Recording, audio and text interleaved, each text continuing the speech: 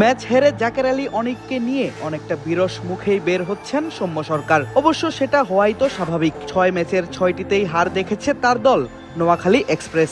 ব্যাটে রান পেলেও সৌম্য পারেননি দলকে জেতাতে। তবে অন্য দিনের মতো সৌম্যর রানের খাতা অবশ্য খালি ছিল না রাজশাহী ওয়ারিয়র্সের বিপক্ষের ম্যাচে। কেননা আসরের প্রথম ব্যক্তিগত হাফ সেঞ্চুরিটা অবশ্য আদায় করে নিয়েছেন এই বাঁহাতি ওপেনার। দলকে এনে দিয়েছিলেন ইনিংসের দারুণ একটি শুরু, তবে তাতে লাভ হয়নি খুব একটা। 43 বলে 59 রানে আউট হবার পর সৌম্যর দল 20 ওভারে করে 151 রানের সংগ্রহ। ম্যাচটা তারা হারে 4 উইকেটের ব্যবধানে। তবে নোয়াখালী ফ্যানদের জন্য আশার খবর, প্রথম 2 ম্যাচে এই বাঁহাতি ওপেনার যথাক্রমে 6 এবং 1 রানে আউট হলেও আজ পেরিয়েছিলেন 2 অঙ্কের রানের ঘর। খেলেছেন 59 রানের ইনিংস। অবশ্য এই ইনিংস খেলার জন্য যে মুখিয়েছিলেন সৌম্য, সেটি বোঝা গিয়েছিল ম্যাচের আগেই। পুরো দল যখন মাঠে ওয়ার্ম আপে ব্যস্ত, তখন এই ওপেনার আসেন সিলেট আন্তর্জাতিক ক্রিকেট স্টেডিয়ামের আউটার ফিল্ডে। থ্রোয়ারের ছোড়া একের পর এক বলে খেলেন দারুণ সব শট, যেন বার্তা দিয়ে রাখেন ব্যাট হাতে কিছু একটা করতে যাচ্ছেন আজ।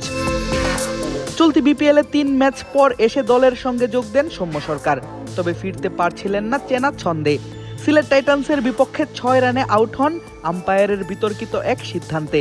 ঢাকা ক্যাপিটালসের বিপক্ষে করতে পেরেছিলেন মাত্র 1, ফলে রানে ফেরাটা বেশ গুরুত্বপূর্ণ ছিল এই ওপেনারের জন্য। যদিও ম্যাচের পর প্রেস কনফারেন্সে এসে দিলেন সিলেটের বিপক্ষে আউটের পর নিজের মেজাজ হারানোর ব্যাখ্যা। অবশ্যই প্রথম ম্যাচ খেলছিলাম আমার এবছর সিজনের, ইম্পর্টেন্ট ছিল আমার জন্য, এবং এটা যে কোনো টুর্নামেন্টের শুরুটা ভালো হলে ভালো একটা প্ল্যান করা যায়। এবং আমি যতটুকু জানি, যত বছর ক্রিকেট খেলছি, যদি কোনো ক্লিয়ার এভিডেন্স না থাকে তাহলে ব্যাটসম্যানের পরে যায়। কিন্তু আমার কাছে যেটা মনে হয়েছিল, এই জন্য আমি আর কি আর্গিউ করেছি এটাই।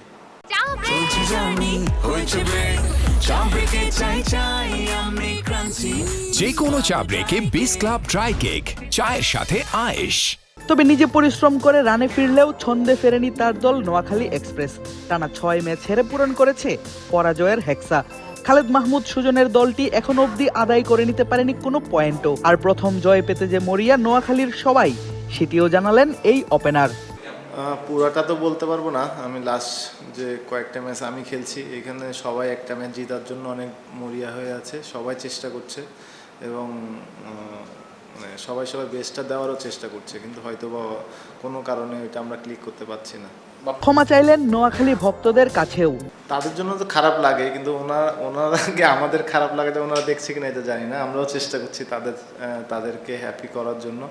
হ্যাঁ, আমরা ব্যর্থ হচ্ছি, এটা তাদের কাছে আমরা সরি বলবো যে তারা এত কষ্ট করে খেলা দেখতে আসে।